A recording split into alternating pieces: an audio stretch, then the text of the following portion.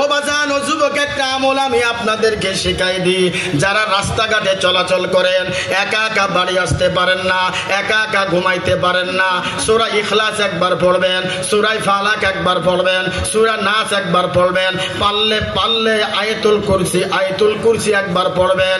এরপর যদি সম্ভব হয় এই শাহাদাত আঙ্গুল দিয়া এই বুকের মাঝখানে ধরিয়া 3 বার বলবেন ইয়া ওমর ইয়া ওমর ইয়া ওমর। এইগুলা পড়ার পরে আপনি রাত্রে ঘুমাবেন, শয়তান পর্যন্ত আপনার কাছে আসবে না, আসসালামু আলাইকুম দিয়ে চলিয়া যাবে। সেই ওমর আল্লাহর নবীর বাম দিকে ঘুমায়। আল্লাহর নবীর প্রথম খলিফা হযরত আবু বকর, বাল্য বন্ধু, সর্বপ্রথম পুরুষের ভিতর হযরত আবু বকর সিদ্দিক রাদিয়াল্লাহু তাআলা আনহু ইসলাম কবুল করেছে। আর নারীদের ভিতর ও মা শোনো, ও মা দিনের কান দিয়া শোনো, তোমাদের সম্মান আল্লাহ কত দিছে। ও মা শোনো শোনো, তোমরা যদি 4টে কাজ বেশি বেশি করো সরাসরি আল্লাহর জান্নাতে চলে যাবা। হযরত ওমর ইবনুল খাত্তাব আল্লাহর নবীর বাম দিকে ঘুমায়, আর হযরত আবু বকর সিদ্দিক রাদিয়াল্লাহু তাআলা আনহু আল্লাহর নবীর ডান দিকে ঘুমায়। কিতাবের ভিতর আছে হযরত ওমর ইবনুল খাত্তাব আল্লাহকে কেমন ভয় করতেন, হযরত আবু বকর আল্লাহকে কেমন ভয় করতেন। ওই পরিমাণ ভয়ের দরকার নাই। যারা পরিমাণও ভয় যদি আমার দিলের ভিতরে থাকতো, আমাদের ঈমানগুলি পরিবর্তন হয়ে যেত, আমাদের আখলাকগুলি পরিবর্তন হয়ে যেত, আমরা সবাই আল্লাহওয়ালা আল্লাহর ওলিতে পরিণত হয়ে যাইতাম। কথা কোন ঠিক কিনা? খলিফাতুল মুসলিমিন হযরত ওমর তার শাসন আমলে একটা কারগুজারি একটা ঘটনা বলে আপনি আপনাদের কাছ থেকে বিদায় নেব। হযরত ওমর রাদিয়াল্লাহু তাআলা আনহু শাম দেশ থেকে ব্যবসা করিয়া যখন মদিনায় ঢুকলেন, রাতের বেলায় তিনি ঘুমাইতেন না। আল্লাহু আকবার বলেন। নেতা কাকে বলে, এমপি কাকে বলে, চেয়ারম্যান কাকে বলে? আর আমাদের নেতা লাগে না, এমপি লাগে না, যদি কয় এটা আমার লোক, এটা আমার কর্মী, ওই কর্মীর জ্বালায় 16 বছর রাস্তা দিয়ে হাঁটতে পারে না। খলিফাতুল মুসলিমিন হযরত ওমর এরকম বাংলাদেশের মতন নয়। 50কে বাংলাদেশ একত্রিত করলো, যত বড় হয় অত বড় বাদশাহ খলিফা ছিল হযরত ওমর।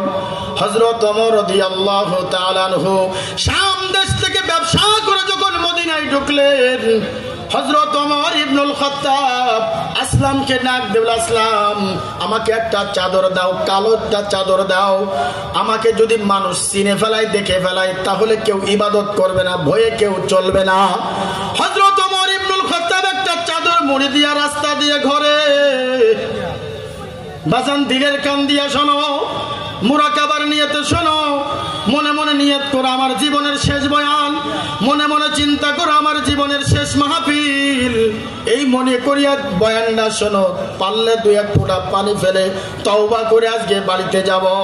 হযরত ওমর ইবনুল খাত্তাব চাদর মুড়ি দিয়া রাস্তা দিয়ে গলি দিয়ে হাঁটে। নাগরিকের খবর নাই, এলাকার খবর নাই, কোন হালতে আছে, কোন অবস্থায় আছে।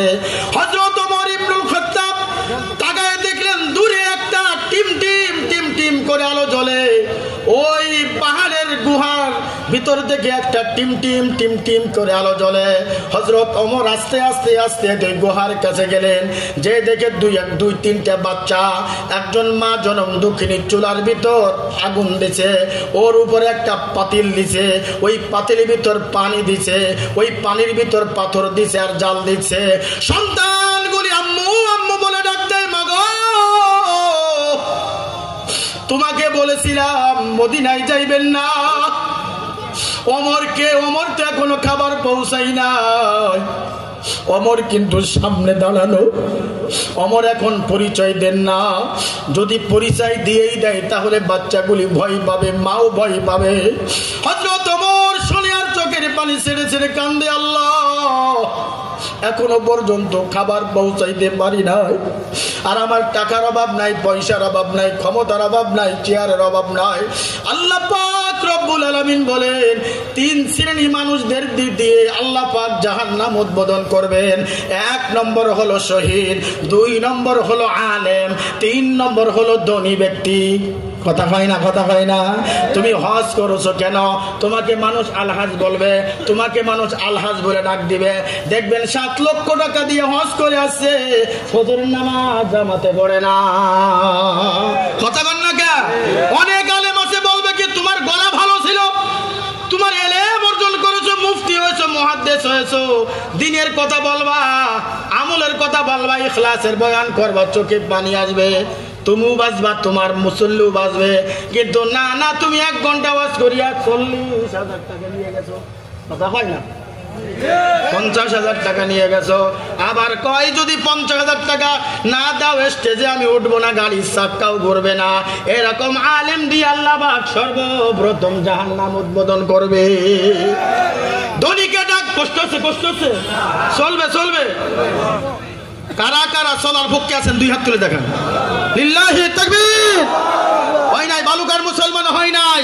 লিল্লাহি তাকবীর। আল কোরআনের আলো, আল হাদিসের আলো, কোরআন সুন্নাহ যেখানে আছে না, আছে না? 40, 50, 60, 70, 1 লাখ টাকা দিয়ে আসে, আধা ঘন্টা ওয়াজ করে। কি ওয়াজ করে সুরতও বোঝে না। পরের দিন 4 দোকানে যাইয়া শেষ করে দিছে মুস্তাকিম বিল্লাহ সিরাজি 80,000 টাকা দিয়ে ওজন নিয়ে যে কি ওয়াজ করেছে। কথা কন না। বাজান, বড় আলেম দরকার না, বড় মুফতি হওয়াও দরকার না। আল্লাহওয়ালা হতে গেলে ইখলাস লাগবে, আল্লাহওয়ালা হতে গেলে চোখের পানি লাগবে, আল্লাহওয়ালা হতে গেলে মুফতি মুহাদ্দিস হওয়া লাগে না, কোনো কিতাবে নাই।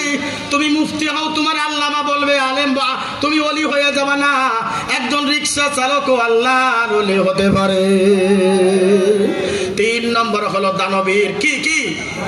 1 নম্বর হলো শহীদ। কেন শহীদ হইছ? তাজা রক্ত কেন দিছ? ওয়ালা তাকুলু লিমান ইয়ুকতালু ফি সাবিলিল্লাহি আমওয়াত